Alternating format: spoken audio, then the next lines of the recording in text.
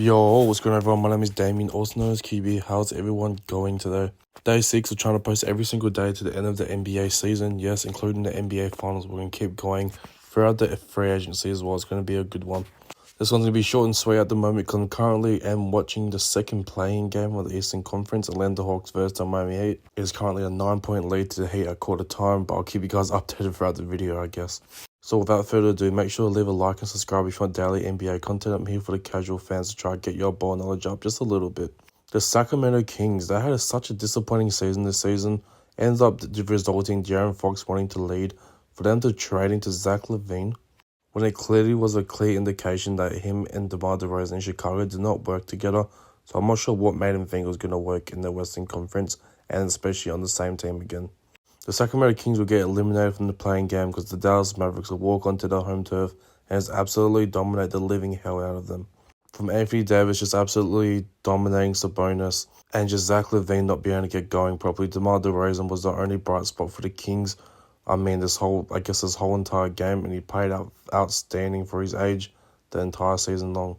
And it's just so much low points for the Kings this season. Malik Monk, he's shown signs of him just progressing better and better. But I feel like he somewhat took a step back, and you thought the leap would be massive considering that he's going to be the full-time point guard. Considering that, they traded away De'Aaron Fox for a shooting guard, so Malik Monk could transition more into that point guard role. But he said so himself, he does not like that particular role. And the Sacramento Kings are starting to form the identity, and it's the identity you don't want. It's currently the identity the Chicago Bulls have. Well, they're not good enough to make the play-in, but they're not ass enough to get a first or second overall pick. This is the second straight year the Sacramento Kings have been out of the playoff contention through the play-in. Obviously last year packing up the Golden State Warriors in 9-10 game, but they'll also get done dirty by the New Orleans Pelicans in the second playing game, which resulted in them obviously getting eliminated from playoff contention.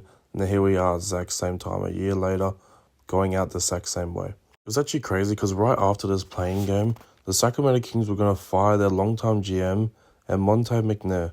But not long, literally 2 days after, they're going to hire Scott Perry to be a long-time general manager of this Sacramento Kings team. And I guess they'll kind of just I guess it's fair enough to fire the GM. But man, I guess you could put the whole blame on the GM because this roster just wasn't built like that. They're looking great a couple seasons ago with Mark Brown coaching. They had a few dogs on this team.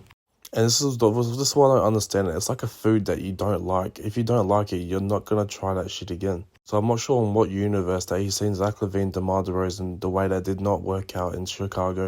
And he's like, let's run it back in Sacramento. Maybe it'll be different. Maybe they could have thought it was a personnel issue, which clearly just wasn't the case. And considering how much both of them do struggle a lot on defense. As you can see there, Zach LaVine is getting put on screens every single time that Klay Thompson touches the ball. Trying his best to go over, but his intensity just isn't there, and this Sacramento Kings team doesn't really have a defensive identity. In points per game for the regular season, they finished 115.7, which is okay, but it's around the middle of the pack for NBA average. They checked the top 10 worst 3-point percentage as well. You're considering that it might be a bit higher. You guys got guys like LaRavia.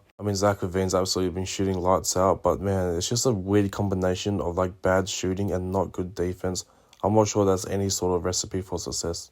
And on the defensive side of the ball, they're giving up 116 points per game, allowing the best 3-point percentage in the entire league.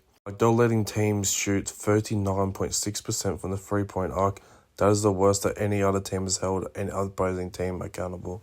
So it's just really unfortunate to see the Sacramento Kings team go out, and especially the personnel, everything around it, Malik Monk not being able to play for this playing game. So Sacramento Kings fans, what do you guys think about this season, how it went for you guys? And Sabonis was doing Sabonis things this year, averaging 19 points, 13 rebounds, and 6 assists. Actually led the entire league in rebounds.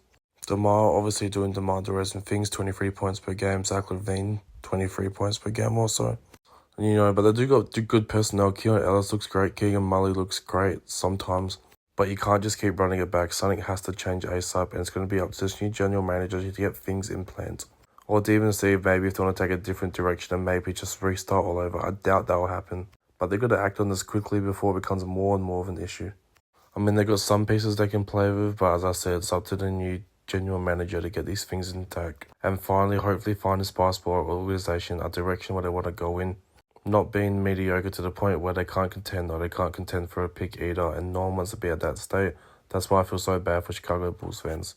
If you're going to be bad, be bad. If you're going to be good. That's what they say. Anyways, this has been your boy QB. I'll see you on the next one. Thank you so much for the support. Peace.